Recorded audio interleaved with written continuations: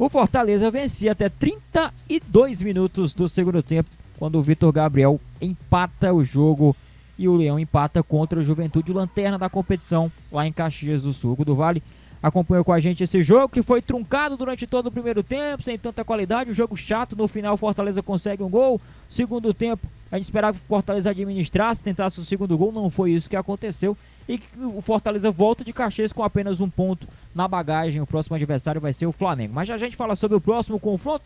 Hugo do Vale vai chegar aqui para comentar pra gente. Antes, eu posso pedir o seu like, a sua inscrição aqui no canal. Se inscreve, deixa o seu like se você for novo ou nova por aqui. Se gostou do conteúdo, vai se inscrevendo aí, vai ativando o sininho também. Hugo, o que falar deste um pro Fortaleza, um também pro Juventude lá em Caxias, hein? Com todo respeito à equipe do Juventude, e ela se colocou ao Fortaleza respeitar, principalmente durante o segundo tempo, o Fortaleza não poderia sair de Caxias sem os 3 pontos. O jogo não foi nada bom, a gente falava sobre isso no primeiro tempo, mas o Fortaleza conseguiu fazer esse 1-0. Fortaleza que veio com uma proposta nova, né? Trazendo o Caio Alexandre aí como titular, um jogador que é volante, que é meia, um jogador que tem uma saída de bola mais qualificada para poder trazer um pouco de criatividade a esse Fortaleza do segundo turno, que vinha muito mais com muita força, né? Com 3 volantes, a hora 2, hora 3 volantes, Ronald, Zé Wellison, Lucas Sacha, ou só Lucas Sacha e Zé Wellison, mas lá na frente contando com Romarinho, Robson e também o Moisés. Hoje, como eu falei, veio diferente a equipe do Fortaleza. O Caio Alexandre sendo esse jogador para fazer ali a armação das jogadas, já que o Fortaleza não conta, ou pelo menos o Vojvoda prefere não contar, com o Lucas Lima, com o Lucas Crispim e também com o Felipe, que foram jogadores fundamentais, inclusive nesse time do Vojvoda. Fortaleza não jogava bem, Fortaleza não se encontrava bem no campo, assim como o Juventude também. Um time tecnicamente bem abaixo, com um jogador diferenciado que é o Pita, mas que não conseguia agredir o Fortaleza. E o gol do Fortaleza, a gente falava, tem que acontecer de alguma forma sem ser da situação tradicional, dessa retomada, saída em velocidade. Tem que aparecer um jogador para poder fazer algo de diferente. No lado do Juventude, a gente apostava no Jean. Não foi bem, tanto que saiu, né? Foi substituído logo no segundo tempo. Pelo Fortaleza, o Thiago Galhardo, e foi ele o responsável pela jogada, que acabou chegando no Caio Alexandre, que foi cruzar e acabou fazendo o gol. E a gente sempre fala, quando tem um gol, o jogo muda. Principalmente quando a gente alertava, o Juventude é o último colocado, o Juventude está jogando em casa, e o Juventude acredita que pode tirar pontos de times como o Fortaleza, o Ceará, o Curitiba, o Avaí, enfim. Foi isso que o Humberto Louser trouxe logo na volta do segundo tempo. Ele trazendo aí o Bruno Nazário, esse jogador que fez a diferença, é um jogador que veio para trazer essa criatividade, jogar um pouco mais próximo do Pita, e aí o time do Juventude passou a agredir o Fortaleza. O Fortaleza não reagiu a essa evolução do Juventude dentro do campo. E que acabou o Humberto Louser enxergando que o Fortaleza estava tipo como querendo administrar o jogo. E o Juventude foi para cima, criou oportunidades, o Humberto Louser mexeu de novo, trouxe um Juventude que chegou em algum momento do jogo a ficar melhor do que o Fortaleza. Tanto que o Juventude não só empatou, mas chegou muito mais próximo de sair com a vitória do que o Fortaleza.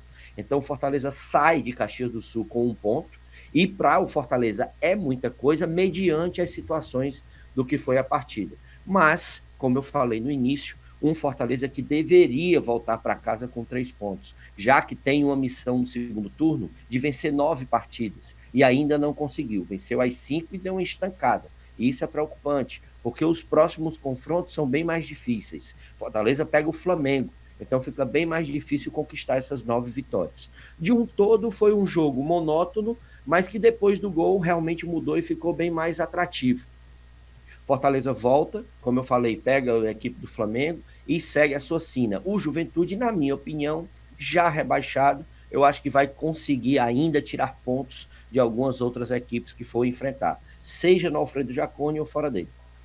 Vamos então para o nosso raio-x, sempre pedindo o seu like aqui na nossa transmissão e também no nosso vídeo se você está vendo depois, e inscreva-se no canal se for novo por aqui. Vamos então para o nosso raio-x, os melhores e os piores do jogo aqui na Torcida K. Os melhores e os piores do jogo. Raio-x da Torcida K.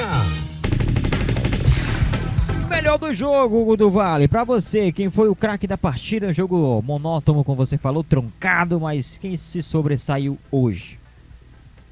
Cara, eu tenho que dar esse prêmio, né, que a gente sempre dá aí pro Pita. Eu acho um jogador interessantíssimo. É um jogador que praticamente é sozinho ali na frente. Não tem ninguém para ajudar esse jogador. Ele tem uma característica de jogador camisa 9 muito interessante, mas ao mesmo tempo tem habilidade. É um jogador que sai da área, é um jogador que sabe driblar. Então, para mim, eu vou entregar pro Pita, né, o prêmio aí de melhor do jogo, apesar do Humberto Louser também merecer. É isso aí. Pita aqui o melhor do jogo. E o pior, quem foi hoje que entrou, não foi legal, não era o dia dele. Bom, a gente até brincou, tem dia que parece noite, né, Hugo do Vale? E quem hoje não foi o dia de quem? Meu também, né? Porque eu errei todas as modificações, as que eu quis mudar. O Voivoda não ajudou. O Voivoda não ajuda, né? E talvez o que eu dei a dica poderia ter sido melhor do que o Voivoda, né? Mas eu sempre elogio o Voivoda. Eu sou fã do trabalho do Voivoda, mas hoje o Voivoda foi muito mal. Apesar de ter tido alguns jogadores que, na minha opinião, foram bem ruins. O Felipe, da equipe do Juventude, o Capixaba, da equipe do Juventude, o Zé Wellison, mais uma vez, não foi bem hoje no jogo pelo Fortaleza, mas eu vou atribuir ao Voivoda, porque ele tá merecendo também um puxãozinho de orelha, né, uma sacudida, para poder ele organizar melhor esse Fortaleza. Tá demorando para o Voivoda armar esse Fortaleza para o segundo turno e sair de vez do perigo da segunda divisão. Então a gente até adianta aqui o treinador por treinador. Hoje, então, você falou que se pudesse dar o melhor do jogo seria pro Luzer, né, o treinador do Juventude. E o pior foi o Voivoda. Então o Luzer hoje conseguiu se sobressair em termos de capacidade técnica de reposição, de substituições, né?